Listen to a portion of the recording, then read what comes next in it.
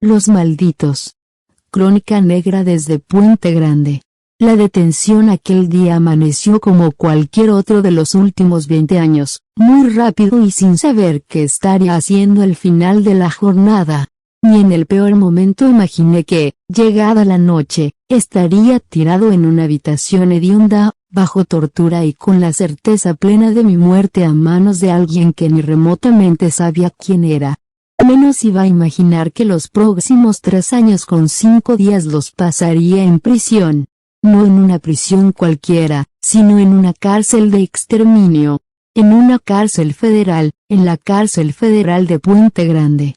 Era 7 de mayo de 2008 y como siempre me di a la tarea de organizar mi cabeza y con ella la agenda, para ubicar el día con las notas de importancia que me permitieran ir componiéndola.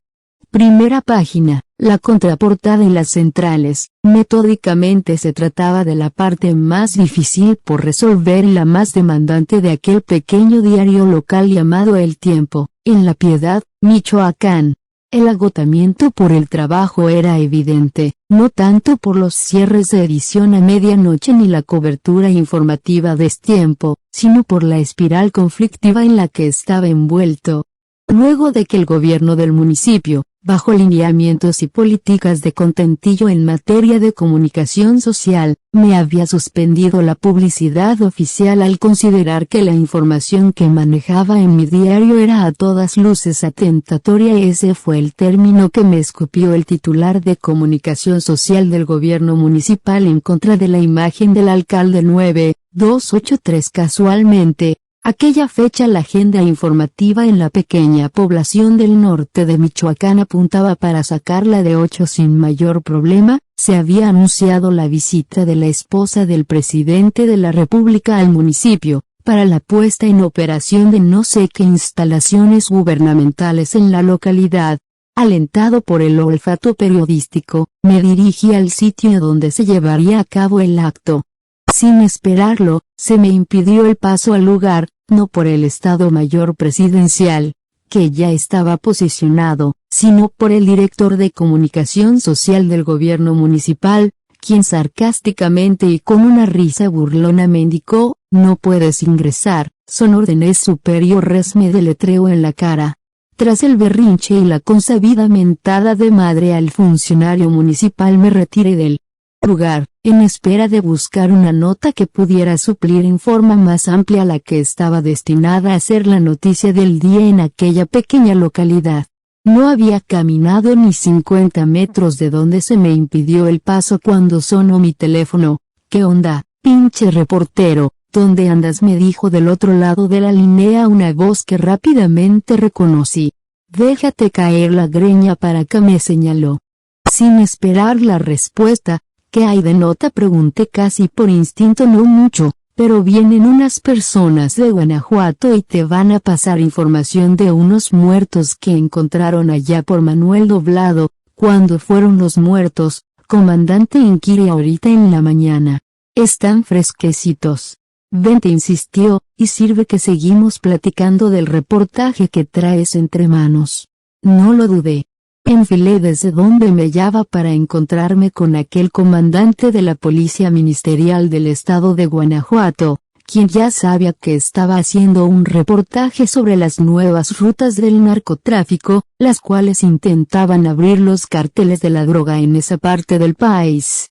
En menos de 10 minutos crucé la línea que divide Michoacán para internarme en Guanajuato, con la esperanza de encontrarme con aquel policía, una de mis fuentes más confiables de esa región en los últimos 283 años, quien me había prometido la nota de 8 columnas que habría de suplir el acto oficial del cual me excluyeron de manera formal. Del lado de Guanajuato el comandante y su grupo de policías ya me esperaban. Lo vi y me estacioné a la orilla del camino.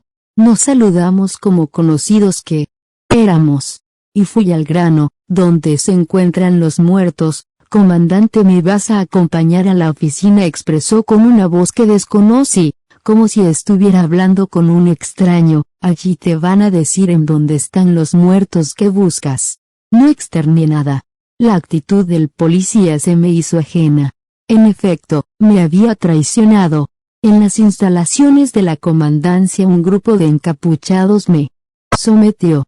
Fui esposado de manos y pies y trasladado en una camioneta. No supe en dónde estuve las siguientes 48 horas.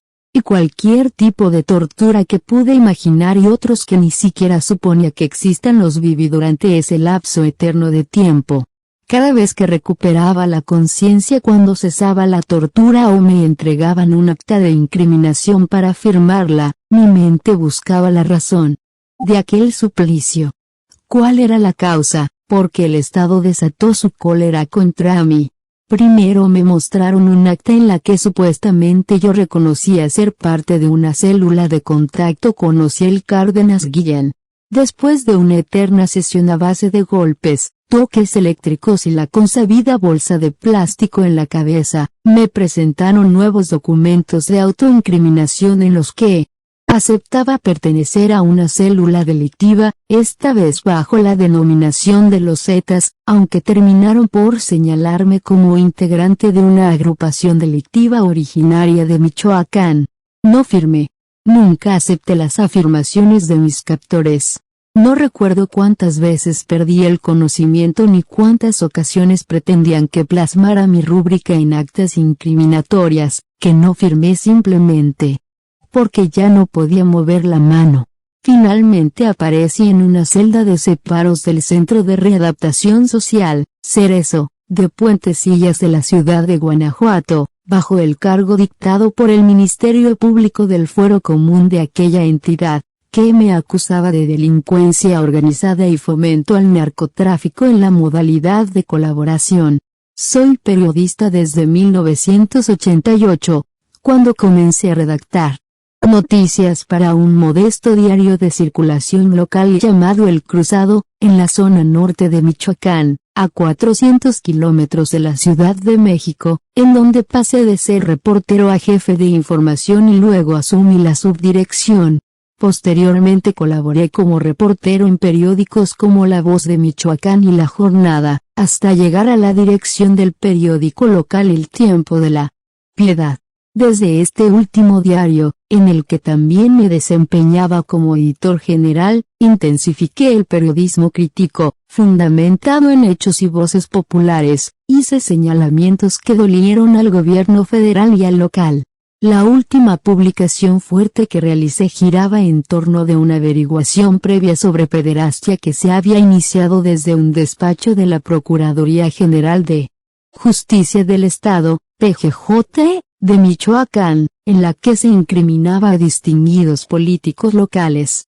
Ahora estaba en el Cerezo de Guanajuato, en medio de un proceso plagado de inconsistencias. Por fortuna, apenas a unas horas de no mantener contacto con la redacción del periódico, mi desaparición fue reportada a la corresponsalía de la agrupación Reporteros Sin Fronteras. Eso me salvó de aparecer ejecutado en algún camino rural de Guanajuato, decapitado, y con una leyenda incriminatoria para crear un falso positivo, tal como fue el signo del gobierno de Felipe Calderón.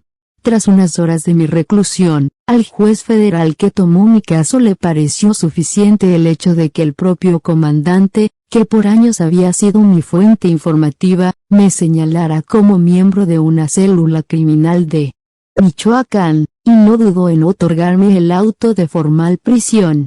A los 3 días de tal resolución, el Ministerio Público Federal adscrito al Juzgado Segundo de lo Penal en Guanajuato solicitó al juzgador a propuesta del gobierno de Guanajuato, a través de la Procuraduría de Justicia del Estado, que se me reubicara en un penal federal, dado el nivel de peligrosidad que yo representaba.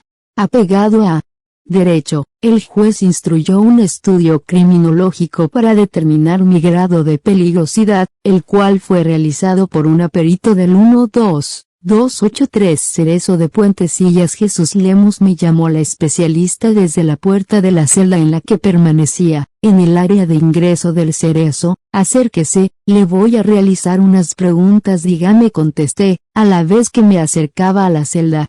¿Cómo se llama?, preguntó sin verme siquiera a la cara. J. Jesús Lemus Barajas, respondí. ¿Qué edad tiene? 41 años cumplidos. La entrevistadora guardó silencio. Hizo algunas anotaciones en una libreta de forma francesa. Se dio la media vuelta y se alejó. Ese fue el estudio criminológico que me catalogó como sujeto de alta peligrosidad, candidato a una cárcel federal de exterminio. El dictamen me lo comunicó el actuario del Juzgado Segundo de Guanajuato, en una notificación que se me hizo al filo de las 10 de la noche del 22 de mayo. Me llamó a comparecer ante el notificador y allí me dictó la primera de varias sentencias, de una venganza que no sabía exactamente de dónde provenía, pero que sin duda tenía todo el apoyo de las altas del gobierno federal. Jesús Lemus, dijo el notificador. Por acuerdo del juzgado se ha determinado su traslado al Penal Federal de Puente Grande, acto que se deberá verificar en los próximos 5 días hábiles. ¿Cuál es la razón de mi traslado?, pregunté desconcertado. La decisión fue tomada por el juez, me explicó con frases cortas. Es con base en un estudio criminológico. ¿Qué dice el estudio?, inquirí. Sin verme a la cara, el actuario comenzó a hurgar en el legajo que llevaba. Se acomodó los lentes y desde el otro lado de la rejilla me comenzó a leer un texto lleno de tecnicismos que a él mismo lo cansaron y optó por abandonar la lectura, para explicarme. En resumidas cuentas habló mientras desviaba su mirada hacia mis hombros. El estudio dice que usted es una persona altamente peligrosa, que pone en riesgo la estabilidad del cerezo, toda vez que puede crear un arma letal a partir de cualquier instrumento cotidiano que se le proporcione. 13283. Esta es la consideración que ha tomado el juez para trasladarlo a la cárcel federal de Puente Grande, en el estado de Jalisco. El traslado de Guanajuato a Jalisco se verificó la mañana del 27 de mayo, bajo un operativo instrumentado por la entonces Agencia Federal de Investigaciones, AFI, con el apoyo de una unidad del ejército mexicano. Desde el cerezo, esposado de pies y manos, 5 agentes fuertemente armados al frente y otros 5 elementos caminando detrás de mí, me condujeron hacia una camioneta Suburban que durante el trayecto hasta Puente Grande fue escoltada por 3 camiones militares, pues al final de cuentas llevaban a un reo de alta peligrosidad.